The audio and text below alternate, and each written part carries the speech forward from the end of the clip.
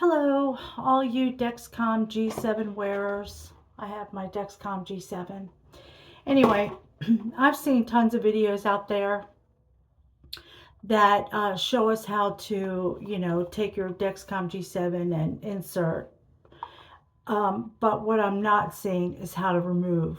And one thing that happened to me a couple of weeks ago was this. If you could see it, it's some skin had gotten torn away, and I've got this red mark that goes around in a circle where the overpatch goes.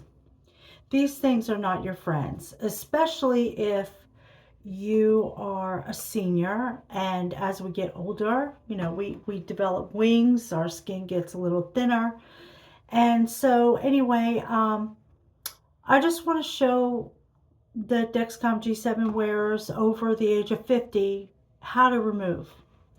Okay, so I have just some petroleum jelly, Vaseline, and I'm just picking some up in my finger.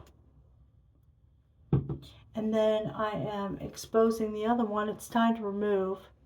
And I am wiping it around. Now see, I didn't know this. This was just one of these things that I thought, okay, how can I loosen this overpatch where it doesn't cause me pain? So I'm continually wiping around. You might want to take a warm compress and put it up against, or you could just hold it for just a minute with your hands. Let me pause, because when I mean a minute, I mean a full minute. Okay, well, I decided just to get a paper towel and run hot water over it and just hold it there for a second. I'm going to add a little bit more. And then I'm going to try to find a corner where my finger isn't like slipping off because of the petroleum jelly, and get this started. So as you peel away, like I said, I've got to get a good grip on it now.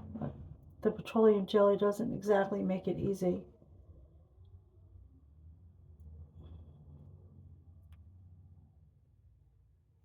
Okay, I've got a starting spot, which is great. And I'm just going to add a little bit more petroleum jelly and try to work that under. And I'm still peeling away.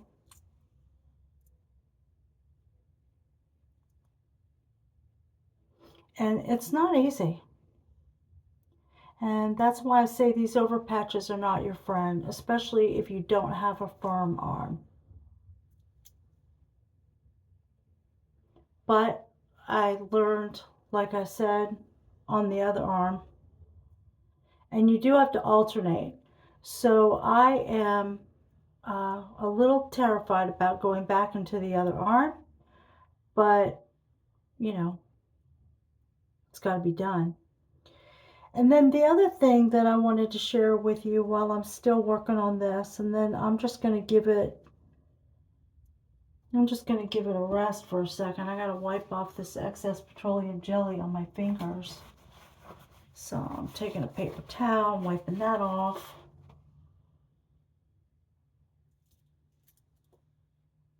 And this thing is like super stuck, but there we go. And even though it's red and irritated, it did not tear away my skin like it did on this arm.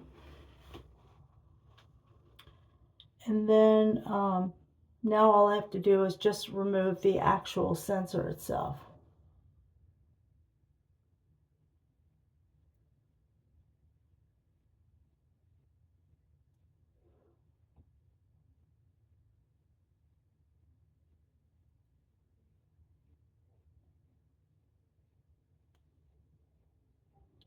And you just have to find a way underneath to pull it away. And don't worry about that sensor wire. You can go ahead and grab it in the center. Pull slow if at all possible. There we go. Off. Red and irritated, but it's off. And the sensor wire is still in here, which is great. I don't know. I've always looked for that since I started using these. Okay, well, that's it. I'm definitely going to take an alcohol swab, or better yet, I think I'll use one of these. This is a tea tree oil swab. And since I'm cleaning, I'm just going to clean it with this because the tea tree oil won't sting. And then I'm going to take some zinc antibiotic cream. Zinc is better for your skin, and I'm just going to rub that in. And I use the drugstore brand of zinc. Any drugstore will do. Okay, well, that's it. That's how to remove it without creating torn skin. And before I put this in, I don't need to record how to do that, but I do want to give you seniors a tip. With the sensor still in there, give this a prime. Prime it. Just keep pushing down for a couple of seconds.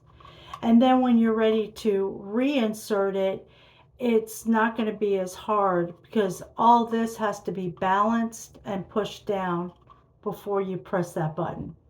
And if it's not, if it's off balance, if it's only leaning on one side, that it won't release. Okay, well, thank you very much for watching. Give me a thumbs up if you like it. And if you learned something, that would be great. If you have any questions, I'll do the best to answer.